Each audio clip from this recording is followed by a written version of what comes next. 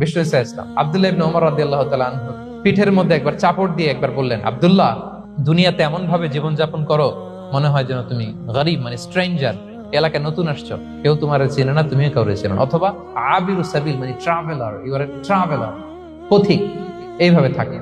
ধরো একটা জায়গায় গেছেন, কেউ আপনার চিনে না, জানে না, ওই জায়গায় আপনি বাড়িঘর করবেন? কারণ তো চিনেনই না, এটা সেফ এলাকা, তাও জানেন না, টাকাও তো নিয়ে আসেন নাই বাড়িঘর করবেন, কিছু করবেন? যেই কাজের জন্য গেছেন কোন রকম কাজ সেরে চলে যাবো এখান থেকে, যেহেতু আমি অপরিচিত। অথবা ট্রাভেল করতেছেন, এখান থেকে মক্কা যাবেন, ধরেন যে দুবাইতে ট্রানজিট 4 ঘন্টা, কয় ঘন্টা ট্রানজিট, যেহেতু 4 ঘন্টা পাইছি, এবার একটা সোফা কিনি, একটা টেবিল কিনি, একটা এই কিনি সেই কিনি এয়ারপোর্টের ভিতরে, এরকম কোন পাগল করে? তাহলে এই 4 ঘন্টা ট্রানজিটে কি করে? এই চা খেতে খেতে, মসজিদের ভিতরে 2 রাকাত নামাজ পড়তে পড়তে, ওয়েটিং এরিয়াতে বসে পত্রিকা পড়তে পড়তে কোন রকম কাটায় দেওয়া, কি বলেন?